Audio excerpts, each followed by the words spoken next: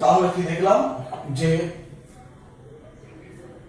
আর এবং ডিবি যদি এটা ভেক্টরিক্যালি বলি এরকম আসবে, এটা আর হলো আর এবং ডিবি পরস্পরের লম্ব এবং ডিএল আর ডিবিও পরস্পরের লম্ব।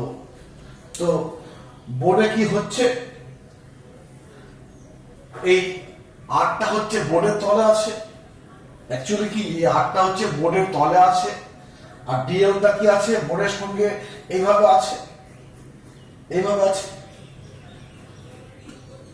এটা হচ্ছে তোমার আর, এটা হচ্ছে তোমার এটা ডিএল, এটা হচ্ছে আর, এরকম আছে আর আরটা।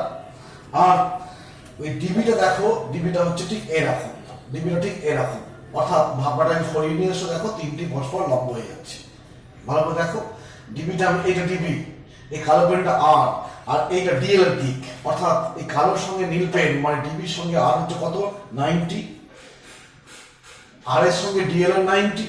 তো এটা এরকম আছে, এটাকে সরিয়ে তুমি এইখানে নিয়ে এসে দেখো তিনটে লম্ব হয়ে যাচ্ছে, যেখানে তোমার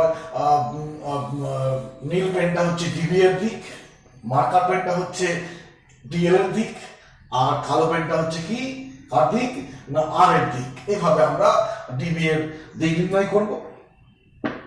এবার তো আমি তো এইখানে মনে করো যে ডিএলটা নিয়েছিলাম, এইখানে একটা ছোট্ট অংশ ডিএল নিয়েছিলাম।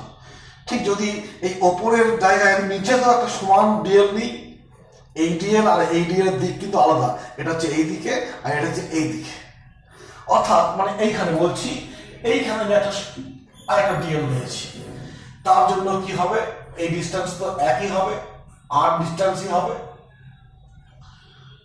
এখানে ডিএল নেওয়া হয়। এবং মনে করো দেখো ছবি থেকে লক্ষ্য করো, জন্য এখানে লিখলাম ঠিক এইভাবে এই দিকে একটা ডিবি তৈরি হবে, এটা একটা ডিবি ছিল, এইখানে একটা ডিবি তৈরি হবে, এটা অক্ষের দিক বেরিয়ে যাচ্ছে। এবং সিমেট্রির জন্য ধরে নিতে পারি এই কোণটা যদি থিটা হয় এটাও থিটা হবে, এবং এই ডিএল এই বিন্দুতে যে ডিবি তৈরি করছে তার যা মান, এই ডিএল এই পি বিন্দুতে ডিবি তৈরি করছে তার মান একই হবে, মানটা একই হবে, আর দিকটা বুঝতে পারছি এর দিকটা এইদিকে এর দিকটা এইদিকে।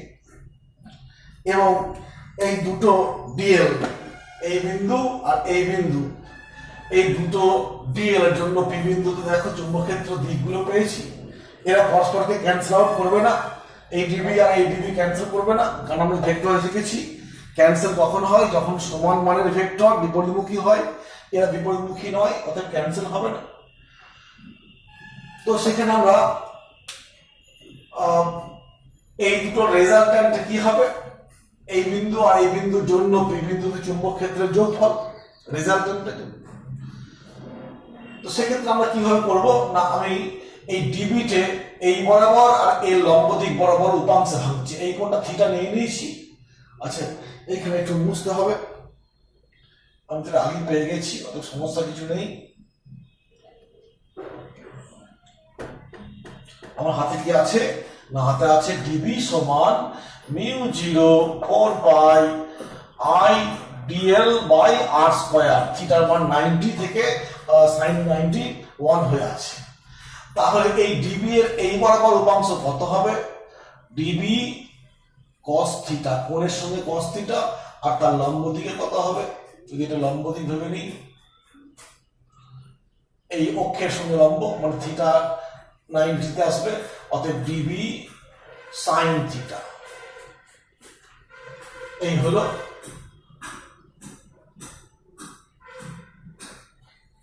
ঠিক আছে। ঠিক তেমনই হবে এই কোণটা থিটা সিমেট্রির জন্য, তাহলে এই ডিবি এর এই বরাবর কত হবে ডিবি cos থিটা, আর এই বরাবর কত হবে ডিবি sin থিটা। তো এই দুটো ডিএল এর জন্য দেখো পি বিন্দুতে এই দিকে একটা ডিবি sin থিটা আর এইদিকে ডিবি sin থিটা, অর্থাৎ সমান মানের দুটো উপাংশ আছে এবং তার বিপরীতমুখী, তাই তারা ক্যান্সেল আউট করে দিচ্ছে। কিন্তু এই ডিবি দুটোর এই অক্ষ বরাবর উপাংশ কিন্তু একমুখী হয়ে যাচ্ছে, মানে যোগ হয়ে যাচ্ছে, অর্থাৎ পি বিন্দুতে এই ডিএল আর এই ডিএল এর জন্য মোট চুম্বক ক্ষেত্র কত হবে, এই ডিবি cos থিটা আর ডিবি cos থিটা মানে 2 ডিবি cos থিটা। ঠিক আছে, এভাবে পেলাম। দেখো এই কসটা ক্যান্সেল হয়ে যাচ্ছে, নিশ্চয়ই ক্লিয়ার হয়েছে। এইবার আমি তো ধরেছিলাম এইখানে একটা ডিএল আর এইখানে একটা ডিএল। তুমি যদি এইখানে একটা ডিএল, ঠিক অপোজিট দিকে একটা ডিএল নাও, এই ডিএল আর এই ডিএল, এই ডিএল এর জন্য দেখো এই সাইন পার্ট গুলো ক্যান্সেল আউট হয়ে যাবে। মানে অক্ষের সঙ্গে লম্ব দিকের উপাংশ, মানে এই ডিএলটার অক্ষের লম্ব উপাংশ, এই ডিএলটার লম্ব উপাংশ সমান বিপরীতমুখী হবে, দিয়ে ক্যান্সেল আউট হয়ে যাবে। শুধু কোনটা পড়ে থাকবে, অক্ষর দিক বরাবর। আর অক্ষের দিক বরাবর মানে কি, এই দুটোর জন্য কি দুটো ডিবি কস থিটা পাবো। অর্থাৎ এভাবে চলবে। আমি এইখানে নিলাম, এইখানে নিলাম, এইখানে নিলাম, এইখানে নিলাম, ঠিক এদিকে একটা নেবো, এদিকে একটা নেবো, অর্থাৎ দুটো বিপরীত ডিএল নেবো বিপরীত অবস্থানে। এবার পুরো ছবিতে এই ব্যাস বরাবর বিপরীত অবস্থানে। তাহলে আমরা কি পাবো, দেখবো যে প্রত্যেকটা ডিএল এর জন্য, বিপরীতমুখী ডিএল এর জন্য, প্রত্যেকটা ডিএল তার বিপরীত ডিএল এর জন্য যে ডিবি সাইন থিটা উপাংশগুলো আসবে সেটা ক্যান্সেল আউট হয়ে যাবে এবং অক্ষ বরাবর ডিবি কস থিটা উপাংশগুলো পড়ে থাকবে। তাহলে আমরা একটু লিখে নিতে হবে, সেই লেখাতে আমরা দেখছি কি লিখবো। অতএব প্রতি ডিএল এর বিপরীত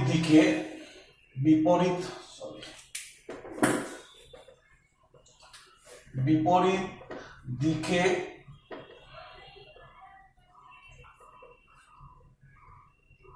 অন্য একটি ডিএল কনসিডার করলে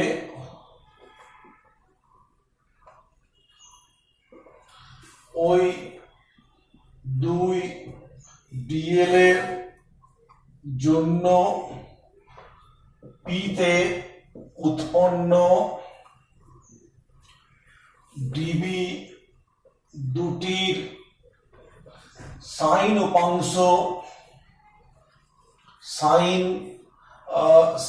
উপাংশ গুলি পরস্পরকে ক্যান্সেল করবে এবং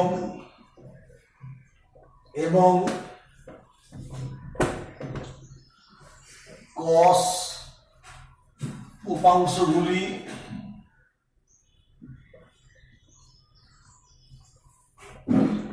একই মুখী হবে,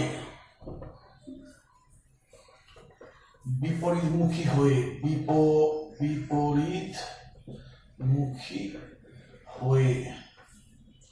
অতএব টোটাল বি অ্যাট পি যদি ভাবা হয় তাহলে কি লিখবো আমি, না আমার আছে কি প্রত্যেকটা ডিএল এর জন্য কি আছে একটা করে ডিবি কস থিটা।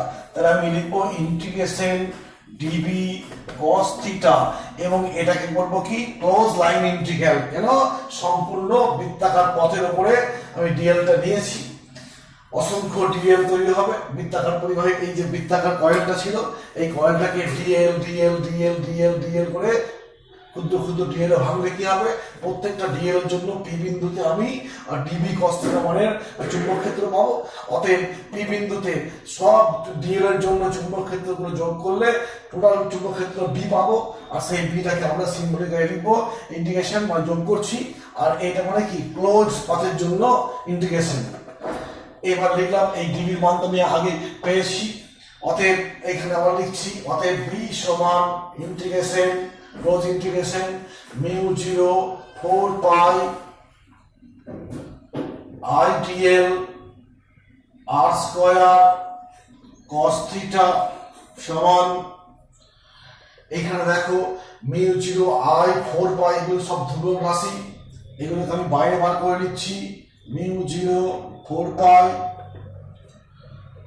I থাকলো কি dl cos theta by r square ছবি থেকে।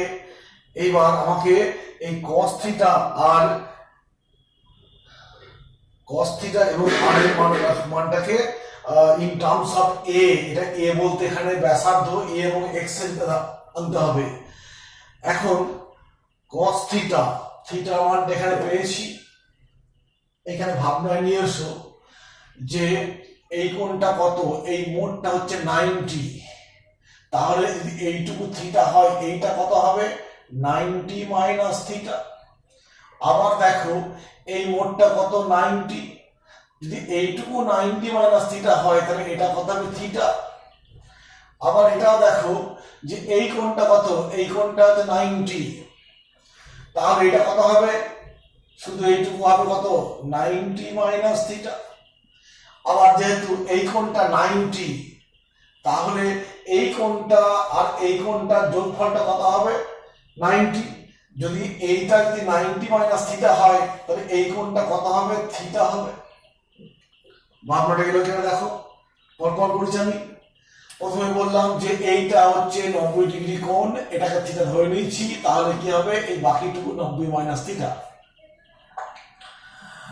আবার এই কোণটা হচ্ছে 90, এইখান থেকে এটা এইটুকু হচ্ছে 90 মাইনাস থিটা, মানে এইটা কি হবে শুধু এইটা কি হবে শুধু এইটাই হবে কি থিটা। আবার বলেছি যে এই সবটা হচ্ছে 90, এইটুকু থিটা, অর্থাৎ এই অংশটুকু কত হবে 90 মাইনাস থিটা।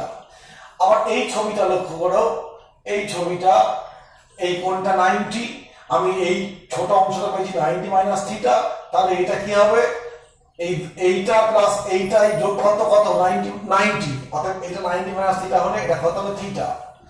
তাহলে এই ছবিটা দেখো বলতে পারি cos থিটা মানে কত, ছবিতে এখানে লিখছি cos থিটা। cos থিটা হচ্ছে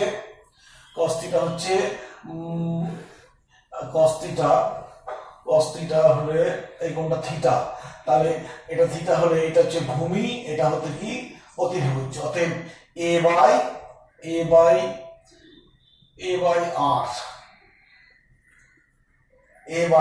r cos থিটা। তো লিখছি আমি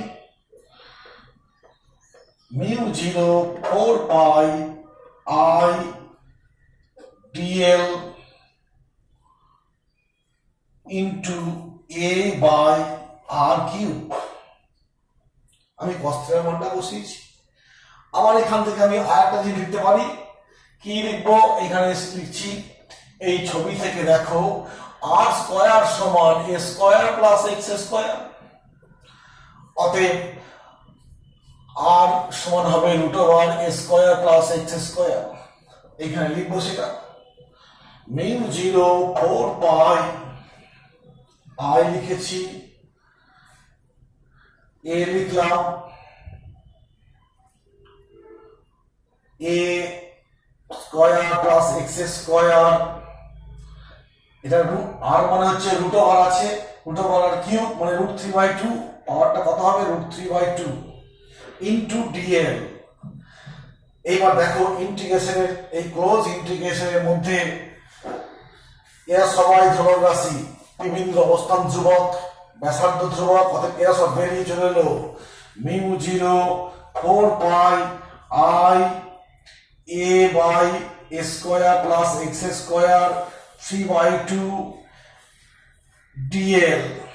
এই হলো এখন এই dl টার ক্লোজ পাথ ইন্টিগ্রাল কত হবে 20 থিটা, অতএব b সমান পাবো μ0 4 pi I a by a square plus x square 3/2 into 2 pi a পরিধি মোট l। এই dl এর ক্লোজ লাইন ইন্টিগ্রাল সার্কুলার কয়েলের জন্য কি হবে, সম্পূর্ণর জন্য কি হবে 2 পাই আর হয় ব্যাসার্ধ পরিধি হয়, পরিধি বলতে এখানে ব্যাসার্ধ হচ্ছে a স্মল a, অতএব পরিধি হবে কত 2 পাই ইনটু স্মল a লিখেছি। এই হলো এইটা গেল। এখন এইটা এই পরিষ্কার জায়গায় লিখে কাজটা করব, আমি এই পাঁচটা মুছে দিচ্ছি।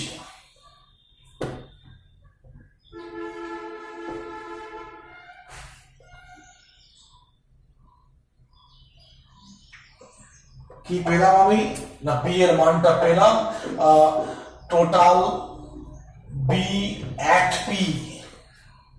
পি সমান পেলাম μ0 4 পাই I ইনটু এটা 2 আসবে 2i pi a square by a square r x square 3/2।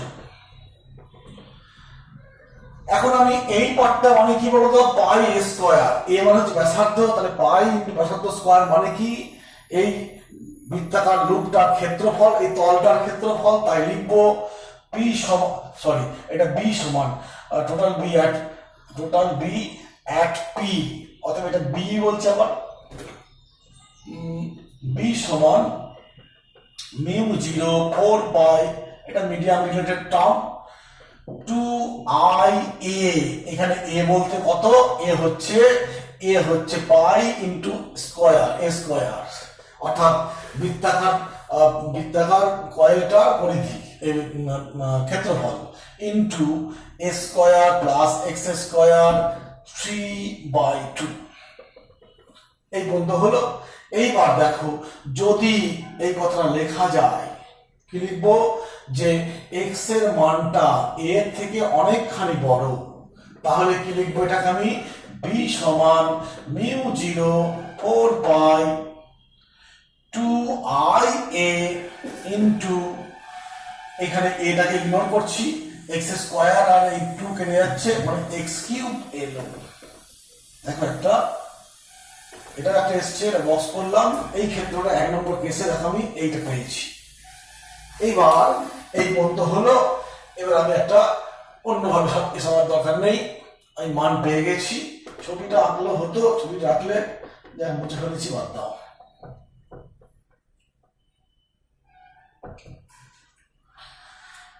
এইবার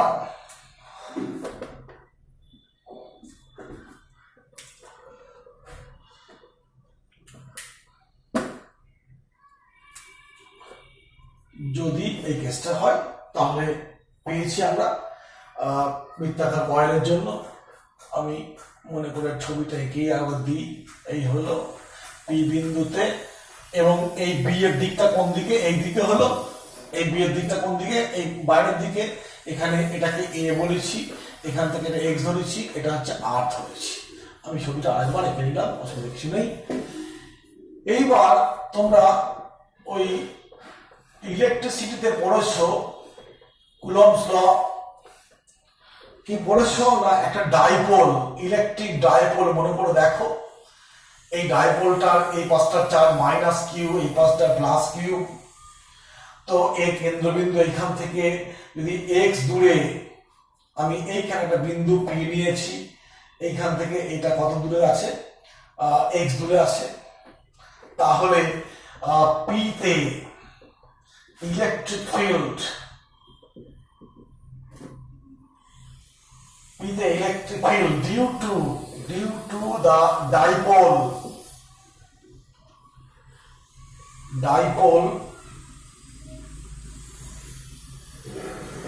কত হবে, E সমান 1/4 পাই ইপসাইলন 0।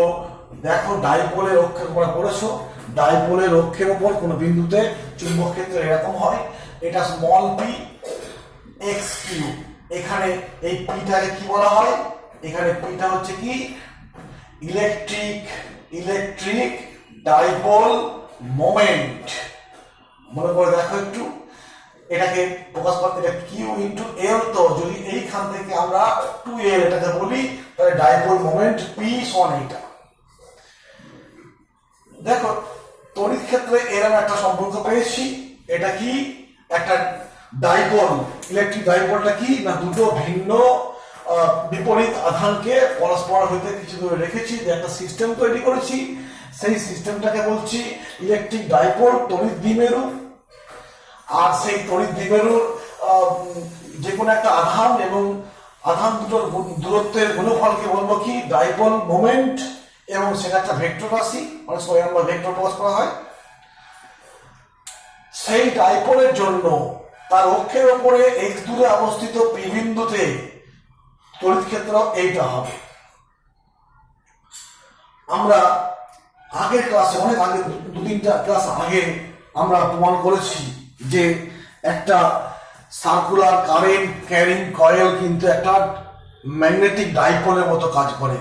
হ্যাঁ, ম্যাগনেটিক ডাইপোল কি তোমার বলি একটু সংক্ষেপে, যে একটা বার ম্যাগনেট নিয়ে এসছে, একটা বার ম্যাগনেট বুঝেছো? সেই বার ম্যাগনেটের কি হয় না, এরকম একটা বার ম্যাগনেট আছে, তাহলে এখানে একটা পোল আছে, এখানে একটা পোল, এন পোল আর এস পোল। তো এই এন পোল আর এস পোল দুটো বিপরীত পোল আছে, দুটো পোল মানে ডাইপোল। আর এটা কি ম্যাগনেট, তাই বলবো এটা কি ম্যাগনেটিক ডাইপোল। এই বার ম্যাগনেটকে অনেক সময় ম্যাগনেটিক ডাইপোলও বলা হয়।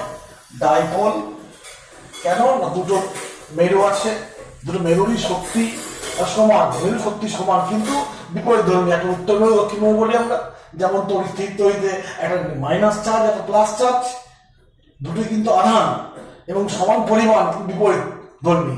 তেমনি দুটি ম্যাগনেটিক পোল বিপরীত অর্থাৎ বিপরীত ধর্মী, তাই একটা বার ম্যাগনেটকে ম্যাগনেটিক ডাইপোল করা হয়। এবং আরো বলে রাখি যে তোমরা যখন নেক্সট চ্যাপ্টার অর্থাৎ প্রপার্টিজ অফ ম্যাগনেট পড়বো, সেখানে দেখবো যে এই বার ম্যাগনেট বা ম্যাগনেটিক ডাইপোলের এইখান থেকে যদি এক্স দূরে এইখানে একটা বিন্দুতে যদি আমি চুম্বক ক্ষেত্র খুঁজতে যাই, তখন সেই চুম্বক ক্ষেত্রের মানটা হবে দেখবে μ0 4π2m/x3। এমটা কি, এমটা হচ্ছে এই মানে ডাইপোলের মোমেন্ট। এমটা কি, moment of magnetic dipole, moment of magnetic dipole. অতএব সেটা হবে কি না 2L/QM, এরকম দেখবে আছে। যাক, ঠিক আছে। তো আমরা বার ম্যাগনেটকে ম্যাগনেটিক ডাইপোল বলতে পারছি, এবং সেই ডাইপোলের ক্ষেত্রে অক্ষের ওপরে একটা বিন্দুতে এক্স দূরে একটা বিন্দুতে, এইটা আমরা পরের চ্যাপ্টারে বিচার করব, এটা অলরেডি বিচার করেছি। আর ঠিক এই একটা সার্কুলার কয়েলের জন্য আমি অক্ষের ওপর একটা বিন্দুতে পেয়েছি, এই তিনটেকে নিয়ে এসেছি। এবার আবার একটা বলবো যে কয়েকটা 2-3টে ক্লাস আগে মনে হয় বলেছিলাম যে একটা সার্কুলার কয়েল কি হবে, একটা ডাইপোলের মতো আচরণ করবে। কিরকম আমি আবার একটু বলার চেষ্টা করছি। এরকম দেখো যে একটা কয়েল দিয়ে কারেন্ট ফ্লো হচ্ছে, ঠিক আছে। তো সেই কয়েলের ক্ষেত্রে দেখবো যে এরকম অ্যান্টি কারেন্ট হচ্ছে। আমি যদি এরকম ধরে থাকি হাত দিয়ে, একদম আর এদিকে আসছে, তো আমি যদি সেই কার্ড রুল প্রয়োগ করি, দেখো ওয়াইয়ের দিকে বুড়া আঙুল রেখেছি, অর্থাৎ এই সার্কুলার কয়েলটার ভিতরে বড় রেখাগুলো কি বাইরে বেরিয়ে আসছে। আবার এই পাশে ভাবি, এরকম ভাবে দেখো ভিতরে গুলো বাইরে বেরিয়ে আসছে। আমরা চুম্বকের ক্ষেত্রে কি জানি, বড় রেখাগুলো কি হয়, বড় রেখাগুলো এন থেকে এস এর দিকে যায় বাইরে, আর ভিতরে কোন দিক থেকে যায়, এস থেকে এন এর দিকে। তো আমি যদি এরকম ভাবি এই সার্কুলার কয়েলটার যদি কারেন্টটা অ্যান্টি হচ্ছে, তাহলে বড় রেখাগুলো এরকম বেরিয়ে আসবে, তো এরকম বেরিয়ে আসে বড় রেখাগুলো। তো বড় রেখা বেরিয়ে আসছে মানে কি, যেদিকে বেরিয়ে আসছে ভিতরে এই পাশে যদি আমি এটাকে এরকম ধরি, একটা এটা বড় রেখা ধরি, তাহলে এই কয়েল থেকে বড় রেখা বেরিয়ে আসছে মানে কি, এই পাশটা কি হবে এন পোল, আর এই পাশটা কি হবে এস পোল। এস পোল দিয়ে ঢুকছে, এন পোল দিয়ে বেরিয়ে আসছে। দেখো বার ম্যাগনেট, অর্থাৎ একটা সার্কুলার কয়েলকে আমি বার ম্যাগনেট ভাবতে পারি। সেই বার ম্যাগনেটের দেখো এখানে ভিতরে এই কয়েলটার ভিতরে বড় রেখাগুলো এইভাবে আছে, অর্থাৎ এই পাশে কি পোল এন পোল, এই পাশে কি পোল এস পোল। কারণ বার ম্যাগনেটে দেখো ম্যাগনেটের ভিতরে এস থেকে এন এর দিকে বড় রেখা যাচ্ছে, আর বাইরে বেরিয়ে আসছে কি এন থেকে এস এর দিকে, অর্থাৎ এরকম ভাবনাটা আসবে, এর আসছে। যদি কারেন্টটা অ্যান্টি হয়, অ্যান্টি হলে কি হবে, কি আরো মনে করে দেখো বলেছিলাম যে একটা সার্কুলার কয়েলের জন্য বড় রেখাগুলো কি হয়, স্ট্রেট হয়, আর একটা স্ট্রেট কন্ডাক্টরের জন্য বড় রেখাগুলো কি হয়, বৃত্তাকার হয়। তারপরে এখানে বৃত্তাকার কি বলবো, কয়েল। তো এখানে এইরকম হলে পরে তোমার এই ভিতরের অংশে চুম্বক ক্ষেত্রটা কেমন দেখাবো, সিম্বলিক্যালি এরকম দেখাবো। আর যদি উল্টোটা হয়, অর্থাৎ এইদিকে কারেন্ট ফ্লো হচ্ছে, তখন সিম্বলিক্যালি কি দেখাবো, ভিতরে ক্রস। একটু মনে করো, একটু যদি আমি দেখতে পাচ্ছি যে একটা কয়েল দিয়ে সার্কুলার কয়েল দিয়ে কারেন্ট যাচ্ছে এবং সেই কারেন্টটা অ্যান্টিক্লকওয়াইজ, তাহলে আমি ওই কার্ড রুলের নিয়ম প্রয়োগ করবো, দেখবো যে এই অ্যান্টিক্লকওয়াইজের ক্ষেত্রে বড় রেখাগুলো কয়েলের মধ্যে বাইরে বেরিয়ে আসছে, বহির্মুখী, কামিং আউট। আর এখানে কি হচ্ছে, ঘড়ির কাঁটার দিকে হচ্ছে, গোয়িং ইন হচ্ছে, ভিতরে ঢুকে যাচ্ছে। অর্থাৎ আমি বলেছি আমি এরকম দেখছি, মানে এই পাশে এরকম কারেন্ট চলছে, মানে এই পাশে কি হবে, এই পাশে হবে তোমার উত্তর মেরু, ওই পাশে হবে দক্ষিণ মেরু, অর্থাৎ একটা সার্কুলার কয়েল কি একটা ডাইপোল ম্যাগনেটিক ডাইপোলের মতো আচরণ করবে। সেই হিসাবে ম্যাগনেটিক ডাইপোল এখানে আমি একটু সংক্ষেপে লিখছি যে প্রমাণ করেছি বা আজকে একটু বললাম, C C C coil behaves like a magnetic dipole, অর্থাৎ চুম্বক দ্বিমেরু। তো বার ম্যাগনেটের ক্ষেত্রে আমরা এটা প্রমাণ করব নেক্সট চ্যাপ্টারে। এটা অলরেডি প্রমাণ হয়ে গেছে, এটা হচ্ছে ইলেকট্রিক ডাইপোল আর এটা হচ্ছে ম্যাগনেটিক ডাইপোল। আর এখনই দেখালাম কারেন্ট ক্যারিং কয়েল ডাইপোলের মতো আচরণ করে।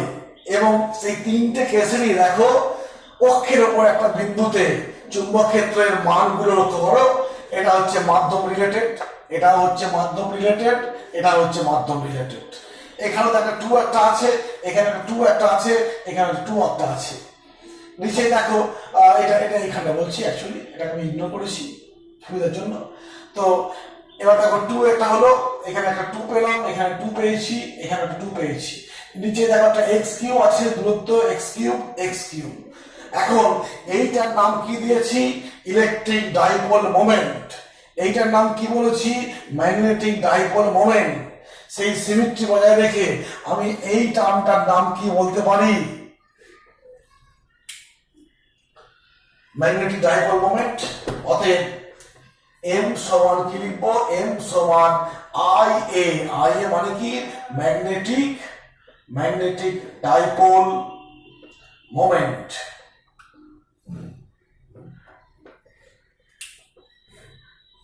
তড়িৎ ক্ষেত্রে পি যে ভূমিকাটা নিচ্ছে, বার ম্যাগনেটের ক্ষেত্রে এম যে ভূমিকা নিচ্ছে, একটা সার্কুলার কারেন্ট ক্যারিং কন্ডাক্টরের ক্ষেত্রে আই এস এই ভূমিকা নিচ্ছে। এই আই এটার এখানে আমরা ডাইপোল মোমেন্ট বলি, বা এমটাকে বলবো magnetic dipole moment. Magnetic dipole moment, এটা ইলেকট্রিক ডাইপোল মোমেন্ট। এটা আমরা পরে শিখবো, এটা শিখে গেছি অলরেডি। আর এটা এখনই পেলাম, এই তিনটের সঙ্গে সামঞ্জস্য রেখে বলতে পারি এই আই এ টার্মটাকে বলবো কি না magnetic dipole moment I A. তাহলে এর এসআই একক কি হবে? আচ্ছা, আর মনে রাখবে যে এ হচ্ছে কি? ক্ষেত্রফল। ঠিক আছে, এই মনে থাক। ম্যাগনেটিক ডাইপোল মোমেন্ট আমরা জিনিসটাকে এবার আরো একটু ছোট করে নিই, এত ঘাটাঘাটি না করে। তো কি পেলাম? এম সমান আই এ, মানে কি পেলাম? Magnetic dipole moment. তো এর একক কি হবে? এম এর একক কি হবে? Ampere into metre square. Ampere into metre square. তুমি যদি মাত্রা বলো, মাত্রা কি হবে? কার এটা মাত্রা, সেটা লিখবো কি? মাত্রা হবে মিটার স্কয়ার ইনটু মিটার স্কয়ারকে আমরা এম বলি। এম ক্ষেত্রফলের মাত্রা কি? এল স্কয়ার।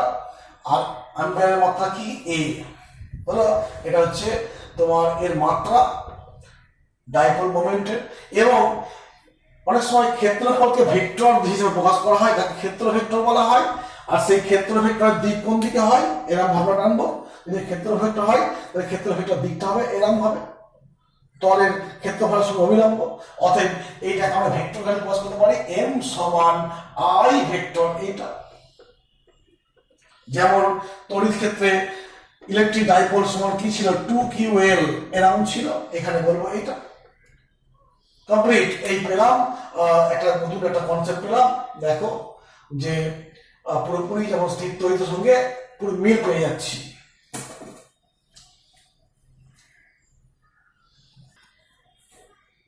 আরেকটা জিনিস এড়িয়ে গেছি, আমরা পি বিন্দুতে এই কয়েলটার জন্য চুম্বক ক্ষেত্র নির্ণয় করেছি।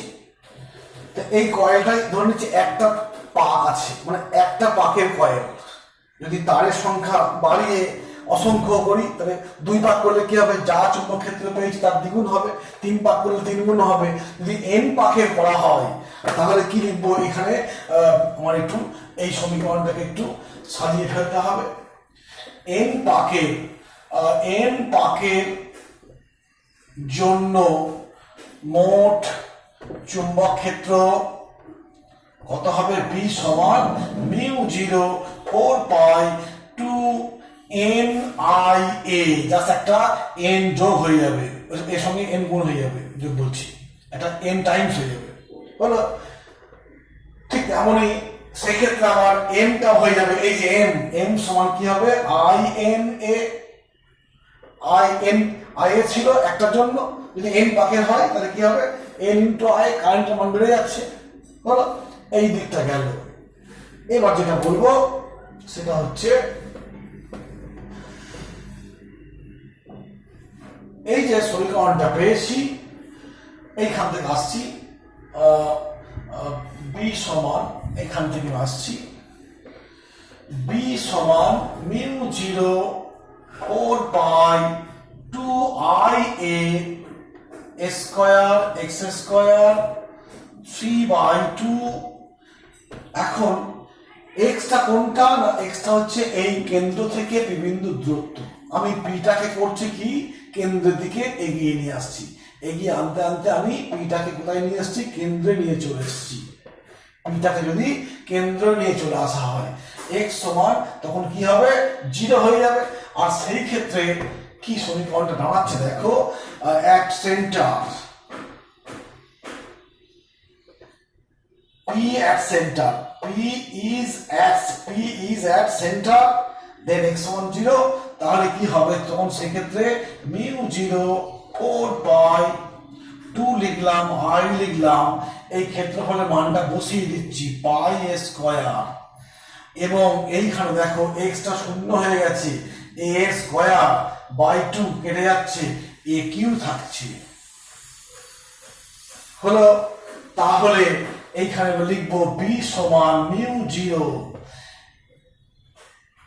পাই আর পাই কাটলো, 2 আর 4 কাটলে নিচে একটা 2 স্কয়ার a কিউ a, এই হলো। এটা নিশ্চয়ই চিনতে পারছো, এটা কি বড় দেখি, আমরা 22 নাম্বার দিয়ে করেছিলাম একটা বৃত্তাকার পরিবাহীর কেন্দ্রবিন্দুতে চুম্বক ক্ষেত্রের মান, দেখো এইটা পেয়েছিলাম আমরা, এই যে কনসেপ্ট থেকে আমি বি বার করেছি, এবং সেখান থেকেও দেখো যদি খুঁজে মানে আমি পিটাকে কেন্দ্রের দিকে এগিয়ে নিয়ে আসি, তাহলে যখন কেন্দ্রবিন্দুতে আসবো তখন এক্স এর মান 0 হয়ে যাবে, আর সেক্ষেত্রে দেখো এইটা হয়ে যাচ্ছে, এবং এটা পুলিশে আগের মতো মিলে যাচ্ছে। আমরা আগেও বার করেছি যে সার্কুলার কয়েলের জন্য কয়েলের কেন্দ্রবিন্দুতে চুম্বক ক্ষেত্র কত হবে এটা, এবং এইভাবে পেয়েছি, এবং এখানে দেখলাম যে সেই জিনিসটা চলে আসছে এক্স এর মান 0 করলে। আর একটা কথা বলবো সেটা হচ্ছে এরকমই যে বৃত্তাকার কয়েল, তো আমি ধরে নিচ্ছি এটা মূলবিন্দু, এদিকে কি আছে প্লাস এক্স, এক্স গুলো, আর এদিকে কি এক্স গুলো মাইনাস এক্স, এবং আমরা এই যে মানগত দিক থেকে লক্ষ্য করো যে যত আমি এই সমীকরণে এটা ধ্রুবক, অতএব এক্স এর মানটা আমি যত বাড়াবো কি বি এর মান কমবে, এক্স এর মানটা কমালে কি হবে, বি এর মান বাড়বে, এবং বি এর ম্যাক্সিমাম মান কোথায় হবে, কেন্দ্রবিন্দুতে, অর্থাৎ এই বিন্দুতে বি এর ম্যাক্সিমাম মান, যত আমি বাম দিকে বা ডান দিকে যাব চুম্বক ক্ষেত্রের মান কমে যাবে। তো আমি যদি মনে করি যে একটা গ্রাফ পুট করি, এটা হচ্ছে অরিজিন, আমি এদিকে প্লাস এক্স ধরেছি, প্লাস এক্স, আর এদিকে মাইনাস এক্স, এবং এই বরাবর বি নিলে পরে ছবিটা ঠিক এরকম হবে, তোমরা দেখবে এইভাবে ছবিটা হবে।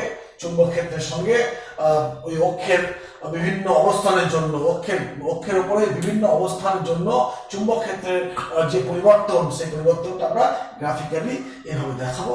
মোটামুটি এই সার্কুলার কারেন্ট কয়েল কন্ডাক্টরের অক্ষের উপর চুম্বক ক্ষেত্র নিয়ে মোটামুটি আমরা আলোচনা করলাম, এবং এখানে শেষ করছি। ওকে।